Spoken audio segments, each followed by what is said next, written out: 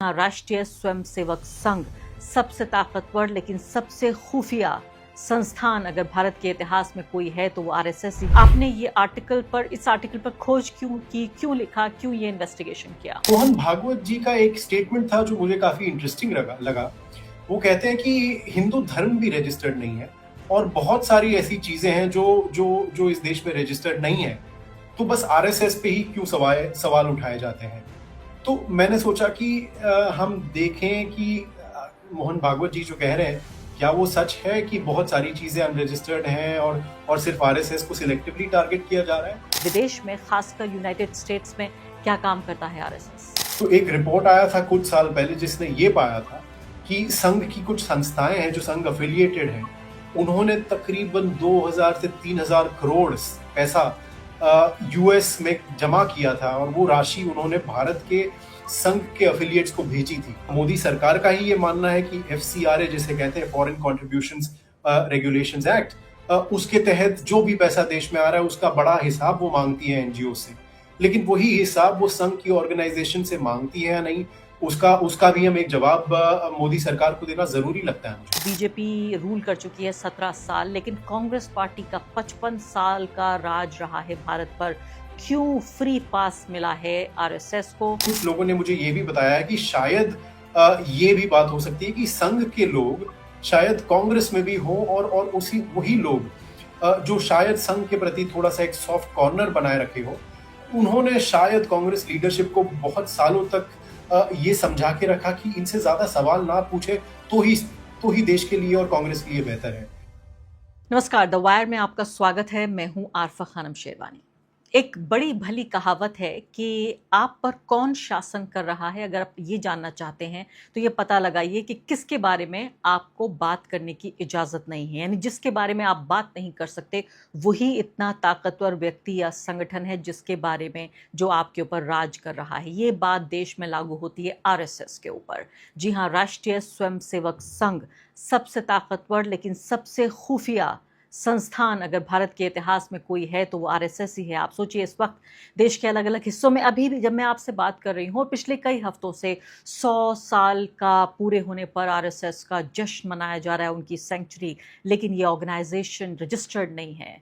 सबसे पहले मैं कहूँगी, कम से कम हाल के दिनों में प्रियंक खड़गे जो कि होम मिनिस्टर हैं, गृह मंत्री हैं, कर्नाटका के कांग्रेस पार्टी के नेता हैं, उन्होंने सबसे पहले इस बात को उठाया और अब ये बात चर्चा में इस कदर आ रही है कि वायर ने एक इन्वेस्टिगेशन किया है। कुणाल पुरोहित जाने माने स्वतंत्र पत्रकार हैं, वो हमारे साथ बातचीत में जुड़ेंगे, लेकिन उनकी रिपोर्ट के बारे में कुछ मैं अंश उनके यहाँ रखना चाहती हूँ, जिसमें बहुत बेहतरीन तरीके से उन्होंने बाकायदा एक खोजी पत्रकारिता जो आजकल लगता है कि बिल्कुल वजूद से ही ख़त्म हो गई है, मेहनत से तैयार की गई रिपोर्ट है।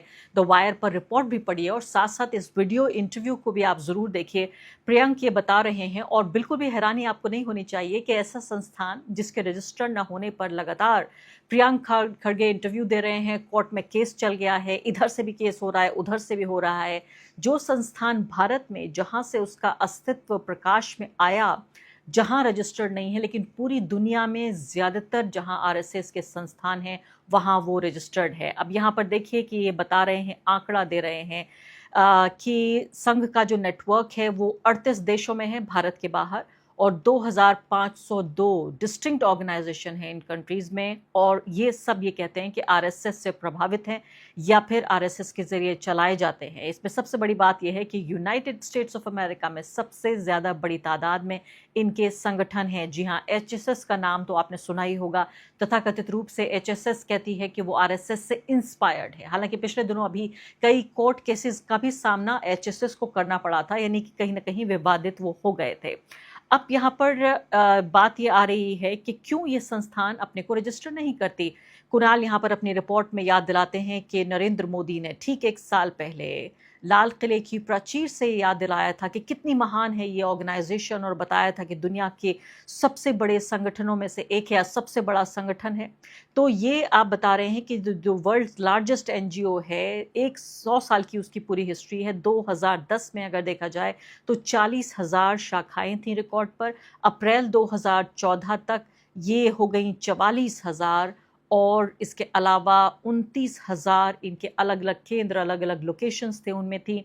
और इस साल मार्च जी हाँ, दिल थाम के बैठ जाइए। नंबर बताने वाली हूँ, अभी आपको संख्या बता रही हूँ कि कितनी बड़ी तादाद में शाखाएँ चलती हैं आरएसएस की।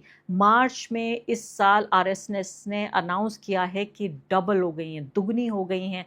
2014 से लेकर अब 88,000 शाखाएँ चल रही हैं, 55,000 लोकेशंस हैं पूरे देश में, लेकिन रजिस्टर्ड नहीं है ये ऑर्गेनाइज़ेशन। आखिर वजह क्या है? ये झिझक कैसी है? कई तरह के सवाल इस रिपोर्ट में उठ रहे हैं कि क्या वजह यह है कि पहले बैन हो चुकी है आरएसएस? क्या वजह यह है कि महात्मा गांधी की हत्या में उसके शामिल होने के लगातार सबूत या लगातार संदेह जो बना रहता है, वो एक वजह है? मैं आपसे ये भी गुजारिश करूंगी कि कांचा येलैया ने एक बहुत बहादुर एक लेख लिखा है। सिर्फ कांचा येलैया ही लिख सकते थे और सिर्फ वायर ही छाप सकता था, जिसमें वो नाज़ी पार्टी, मुसोलिनी, इन सब से कंपेयर कर रहे हैं उनके इतिहास से, आरएसएस के इतिहास को, और साथ-साथ ये भी सवाल पूछते हैं कि क्या जो मुस्लिम संस्थान हैं भारत में या क्रिश्चियन संस्थान हैं, उनको इतनी आज़ादी मिल सकती है? कुणाल, लंबा-चौड़ा मैंने ये प्रस्तावना तो ज़रूर दे दी, आपसे सवाल पूछने का वक़्त आ गया। मुझे सबसे पहले तो ये बताइए, आपने ये इस आर्टिकल पर खोज क्यों की, क्यों लिखा, क्यों ये इन्वेस्टिगेशन किया? जी, बहुत-बहुत शुक्रिया अरफ़ा। देखिए, ये हम बहुत दिनों से इसी इसी विषय पर चर्चा करते आ रहे हैं कि आरएसएस रजिस्टर अपने आप को नहीं कर रही है। कुछ लोग कहते हैं कि उनको करना चाहिए, कुछ कहते हैं उनको नहीं करना चाहिए।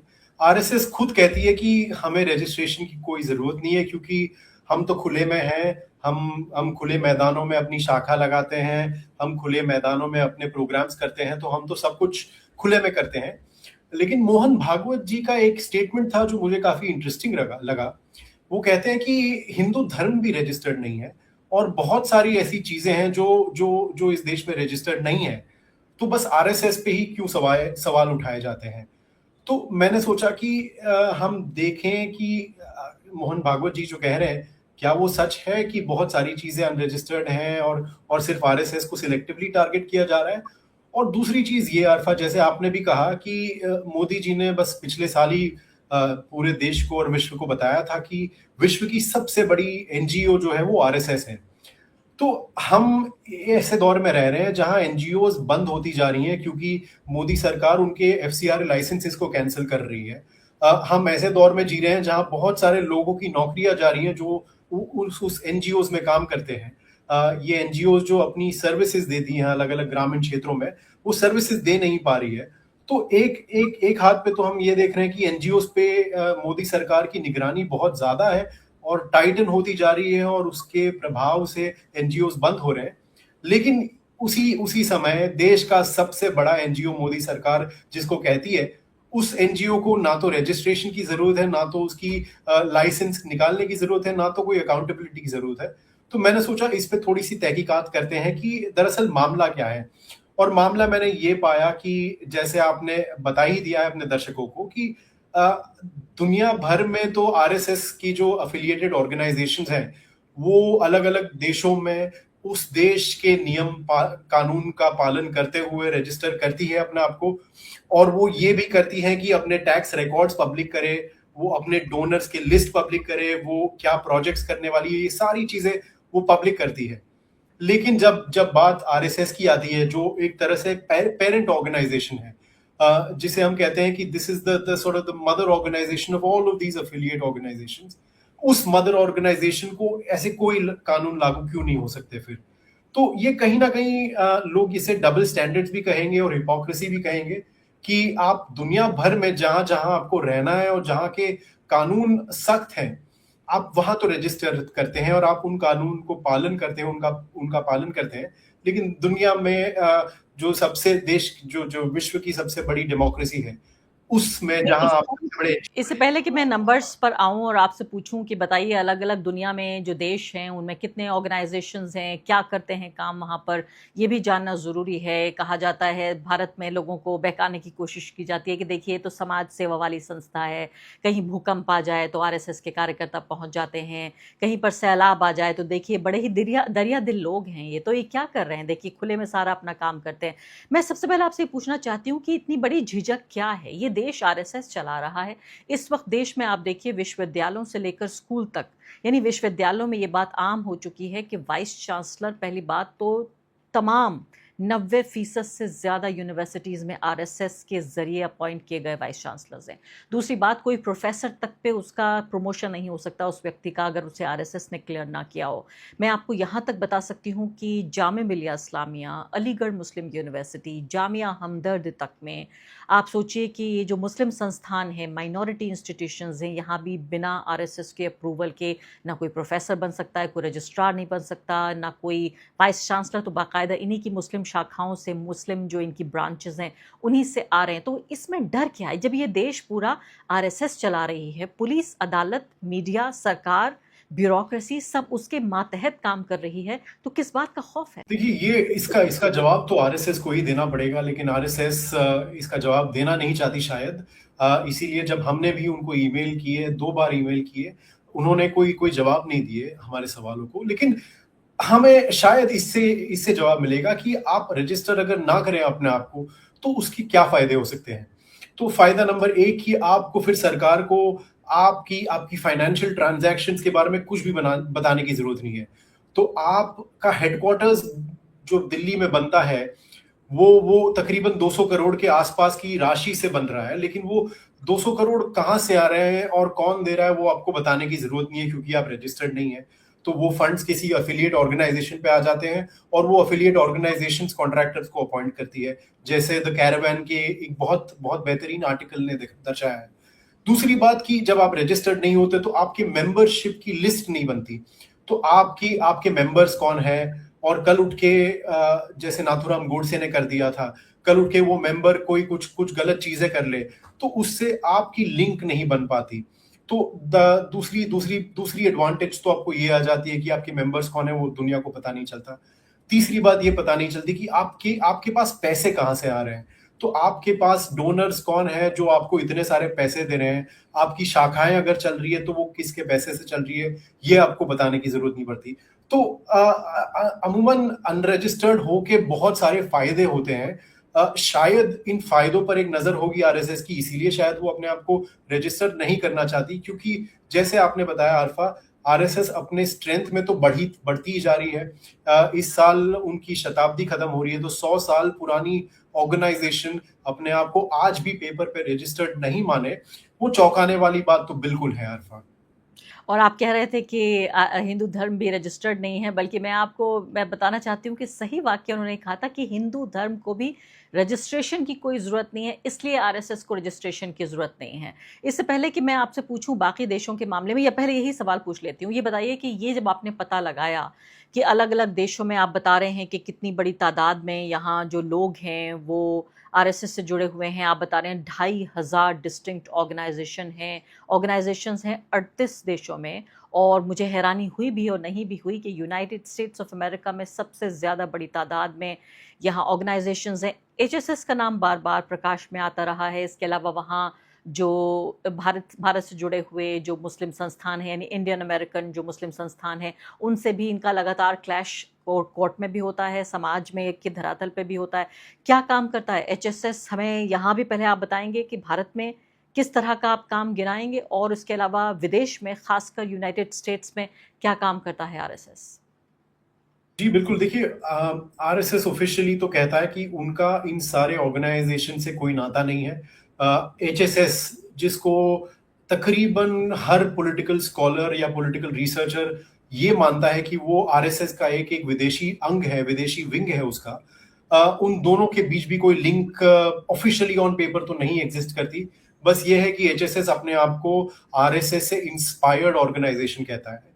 तो समझ लीजिए, चलिए, एचएसएस अगर आरएसएस का एक हिस्सा ना भी हो, बस एक अफिलिएट हो, जैसे इस डेटा सेट ने पाया है, हम ये देखते हैं कि एचएसएस जैसी ऑर्गेनाइजेशंस जो अपने आप को यूएस में तो बिल्कुल रजिस्टर करती है, उनको यूएस गवर्नमेंट से और अलग अलग डोनर से बहुत सारे पैसे भी मिलते हैं, जिनमें से कुछ पैसा इंडिया भी आता है, भारत देश में अलग अलग संघ की ऑर्गेनाइजेशंस के पास भी जाता है। उसी किस्म के जो ऑर्गेनाइजेशंस हैं, जैसे आपने यूएस का एक एग्जांपल बताया, मैं दर्शकों को ये बताना चाहूंगा कि भारत में तकरीबन हमारे रिपोर्ट के हिसाब से 2240 संघ की एफिलिएटेड ऑर्गेनाइजेशंस एग्जिस्ट करती हैं और काम करती है। उसमें से तकरीबन 700 ऑर्गेनाइजेशंस ऐसी है जो रजिस्टर्ड नहीं है, जो पेपर पे एग्जिस्ट ही नहीं करती। लेकिन अगर यही आंकड़ा आप यूनाइटेड स्टेट्स में देख ले, जहां हमको पता है कि रूल्स ऑब्वियसली काफी स्ट्रिक्टली एनफोर्स होते हैं, वहां पे टोटल ऑर्गेनाइजेशंस जो संघ से एफिलिएटेड है वो 107 हैं, और उनमें से सिर्फ 10 ऑर्गेनाइजेशंस ऐसी हैं जो ऑन पेपर एग्जिस्ट नहीं करती, जो रजिस्टर्ड नहीं है, लेकिन बाकी सारों को रजिस्टर करना पड़ता है।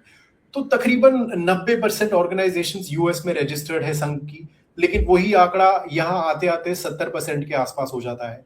तो ये डबल स्टैंडर्ड्स क्यों, ये संघ को हमें बताना पड़ेगा। दूसरी बात ये भी है आरफा की यूएस जैसे बड़े देश में, जहां दुनिया के बड़े बड़े मल्टीनेशनल कंपनीज के हेडक्वार्टर्स होते हैं, जहां एक इंडियन डायस्पोरा का बहुत बड़ा अंग है, जो आईटी सेक्टर है वहां सबसे ज्यादा है। तो यूएस जैसा एक बेस बहुत क्रूशियल होता है संघ के लिए फंड रेजिंग के मामले में। तो एक रिपोर्ट आया था कुछ साल पहले जिसने ये पाया था कि संघ की कुछ संस्थाएं हैं जो संघ एफिलिएटेड हैं, उन्होंने तकरीबन 2000 से 3000 करोड़ पैसा यूएस में जमा किया था, और वो राशि उन्होंने भारत के संघ के एफिलिएट्स को भेजी थी 10 सालों में। तो ये आंकड़ा बहुत बड़ा आंकड़ा है, और अगर इतने पैसे भारत देश में आ रहे हैं तो उसका हिसाब बिल्कुल होना चाहिए, क्योंकि मोदी सरकार का ही ये मानना है कि एफसीआरए जिसे कहते हैं, फॉरेन कॉन्ट्रीब्यूशंस रेगुलेशंस एक्ट, उसके तहत जो भी पैसा देश में आ रहा है उसका बड़ा हिसाब वो मांगती है एनजीओ से। लेकिन वही हिसाब वो संघ की ऑर्गेनाइजेशन से मांगती है या नहीं, उसका भी हम एक जवाब मोदी सरकार को देना जरूरी लगता है मुझे। जी।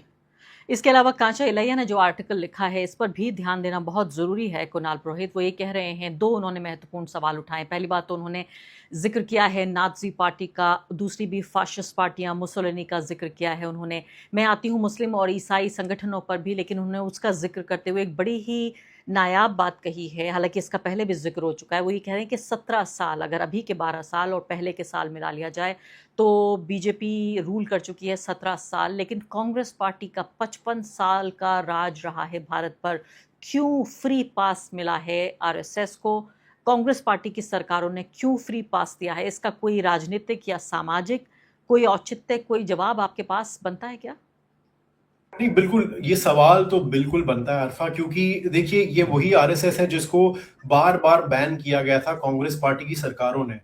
तो क्या बैन करते वक्त कांग्रेस पार्टी ने ये नहीं सोचा कि हम इसे पहले पूछे तो सही कि भाई आपका पैसा कहाँ से आ रहा है, आप संघ कैसे चला रहे हैं, आप हमें मेंबरशिप लिस्ट क्यों नहीं देते, आपकी डोनर की लिस्ट क्यों नहीं देते, आप रजिस्टर क्यों नहीं हो जाते, हम आपके अकाउंट्स को ऑडिट क्यों नहीं कर सकते। तो ये सारे सवाल हैं जो सरकारों को बार बार पूछने चाहिए थे, जो जो सरकार का हक बनता है। ये मैं ऐसा नहीं कह रहा कि सिर्फ संघ से पूछना ही जरूरी है, ये सरकार का हक बनता है। और जिस तरह वो एनजीओज को पूछती हैं और जिस तरह वो बाकी संस्थाओं को पूछती है और छापे मारती है मीडिया ऑर्गेनाइजेशंस पे, वायर जैसी ऑर्गेनाइजेशंस पे, न्यूज क्लिक जैसी ऑर्गेनाइजेशन पे, तो उसी तरह की स्क्रूटिनी वो आरएसएस जैसे सबसे बड़े एनजीओ पे क्यों नहीं करती, वो एक सवाल बनता है।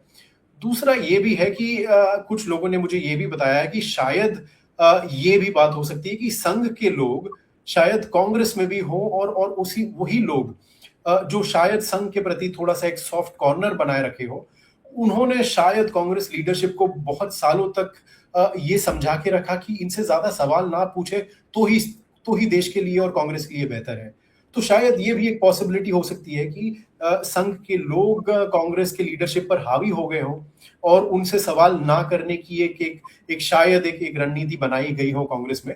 लेकिन ये सवाल बिल्कुल वैलिड है कि कांग्रेस ने अपने आप को आज इतने सालों के बाद, जब आरएसएस 100 साल कंप्लीट कर रहा है, तब उठ के उन्होंने ये पूरा सा एक आंदोलन क्यों छेड़ा है प्रियंका खारगे ने। इसके पहले जब कांग्रेस सरकार में थी तब ये बात क्यों नहीं हो पाती। जी हाँ, कांग्रेस में भी एक आरएसएस हो सकती है। बिल्कुल हैरानी नहीं हुई आपका जवाब सुनकर। अजीब सा लगा कि आपने वही बात कह दी जो अक्सर लोग कहा करते हैं अंदर खाने, आपने यहाँ ऑन कैमरा वो बात कह दी है। अब मुझे बताइए कि बाकी अगर दर्शक ये भी जानना चाहेंगे कि भाई आप हिंदू धर्म के ऑर्गेनाइजेशन पे ही क्यों सवाल उठा रहे हैं। आप बताइए कि जमीयतुल उलमा हिंद, जमात इस्लामी, ईसाइयों की बड़ी बड़ी संस्थाएं, उनका भी नाम ले दीजिए, वो किस तरह से ऑपरेट करती हैं? क्या उनको रजिस्टर करना पड़ता है? क्या वो भी ये कह सकती हैं कि भाई इस्लाम धर्म को या ईसाई धर्म को रजिस्ट्रेशन की जरूरत नहीं है? काश वो ऐसा कह सकते, तो फिर तो मतलब कोई भी रिलीजियस ऑर्गेनाइजेशन को रजिस्टर होने की जरूरत नहीं पड़ती।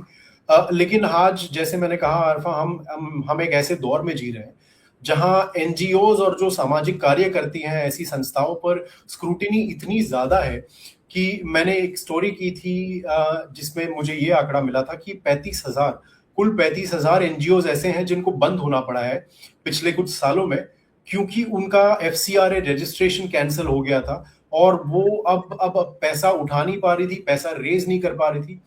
उससे हुआ ये कि बहुत सारी ऐसी ऐसी संस्थाएं हैं जो स्कूल्स चलाती थी, कॉलेजेस चलाती थी या फिर अस्पताल चलाते थे, हॉस्पिटल क्लिनिक्स हुआ करते थे, वो सारों को बंद होना पड़ा है क्योंकि मोदी सरकार ने उनके एफसीआरए लाइसेंसेस को कैंसिल कर दिया था।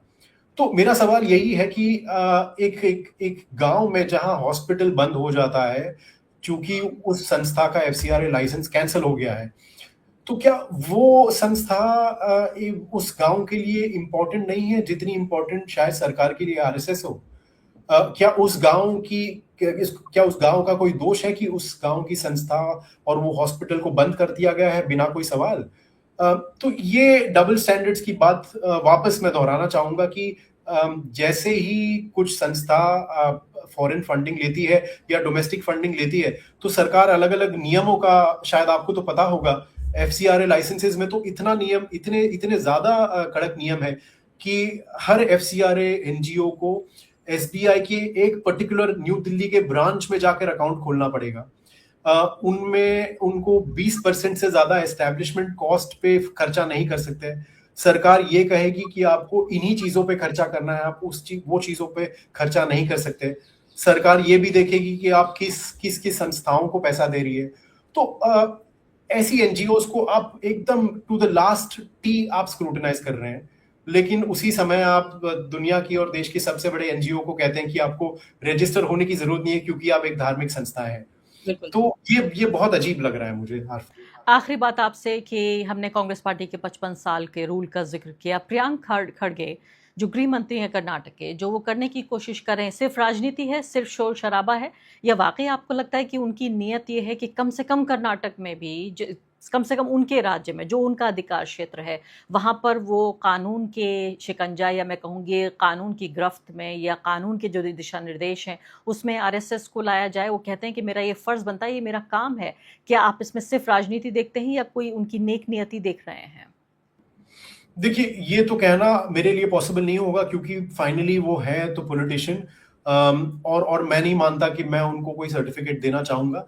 लेकिन ये तो बिल्कुल सवाल बनता है, जैसे मैं और आप आरफा आम नागरिक हैं इस देश के, आम नागरिक के तौर पर हमें सवाल उठाना बनता है कि इतनी बड़ी ऑर्गेनाइजेशन है, इतना बड़ा एनजीओ है, अगर वो चलाते हैं तो जैसे आरएसएस कहती है कि हम तो बस गुरु दक्षिणा से ही चलाते हैं पूरा हमारा एनजीओ, पूरा हमारा जो कार्यकाल है, तो वो अगर 88,000 शाखाज लगा रही हैं अरफा, अगर वो इतने बड़े बड़े प्रोग्राम्स कर रही हैं, अगर मोहन भागवत जी यहाँ से वहां जा रहे हैं, देश के बाहर जा रहे हैं, फ्लाइट में बैठ रहे हैं, उनकी गाड़ी चल रही है तो उसमें पेट्रोल डलाया जा रहा है, तो ये सारी अवस्था जो हो रही है, जो सारी व्यवस्था हो रही है, जो उनके बिल्डिंग्स बन रहे हैं और हेडक्वार्टर्स बन रहे हैं, तो ये सवाल तो बिल्कुल हमें उठाना चाहिए कि ये पैसा कहाँ से आ रहा है। हमको ये नहीं कह रहे कि इन्होंने कोई पाप किए है, हम तो ये भी नहीं कहते कि भाई इन्होंने चोरी का पैसा, तो ये तो एलिगेशन कोई नहीं कर रहा, बट आरएसएस को तो कहना चाहिए कि भाई नहीं, हम तो, हमारी नीयत साफ है, हम तो बिल्कुल तैयार हैं, कोई भी टेस्ट हो आप ले लीजिए हमसे और हम अपने पूरे रिकॉर्ड्स दे देंगे। तो ये बिल्कुल बनता है, ये सवाल उठाना और आरएसएस को जवाब देना भी बनता है। और जी हाँ, और इसके अलावा कुणाल, जी हाँ, आखिरी सवाल मैं ये कह रही हूँ, सवाल ये भी रह गया कि हम सिर्फ यहाँ पर फाइनेंशियल डीलिंग्स की बात नहीं कर रहे हैं, यहाँ पे ये भी तो सवाल पूछना बनता है कि बजरंग दल, वीएचपी यानी विश्व हिंदू परिषद और इस तरह के 50 ये संगठन आ गए हैं, कहीं भी जाके तोड़फोड़ करते हैं, लिंचिंग करते हैं, दंगे फैलाते हैं, तमाम तरह की चीज़ें करते हैं, लेकिन आरएसएस कभी जवाबदेही नहीं लेती। तो अगर रजिस्ट्रेशन होगा तो रजिस्ट्रेशन के साथ इन लोगों के साथ इनका जो एसोसिएशन, जो रिश्ता है, वो भी बाहर आएगा, और फिर अकाउंटेबिलिटी सिर्फ पैसे की नहीं बल्कि जो गुंडागर्दी हो रही है इनके नाम पर उसकी भी तो होगी। जी बिल्कुल, संघ ने, आरएसएस ने एक चीज जो महात्मा गांधी की असैसिनेशन के बाद उन्होंने की थी वो ये था कि अपने आप को नाथूराम गोडसे से अलग बता दिया था और कहा था कि नहीं, नाथूराम गोडसे तो पहले कभी कभी आते थे संघ और उसके बाद तो आना बंद कर दिए थे। लेकिन धीरेन्द्र झा जैसे पत्रकारों ने ये अपने इन्वेस्टिगेशन से दर्शाया है कि नाथूराम गोडसे संघ का हिस्सा थे और वो बहुत सक्रिय मेंबर्स थे।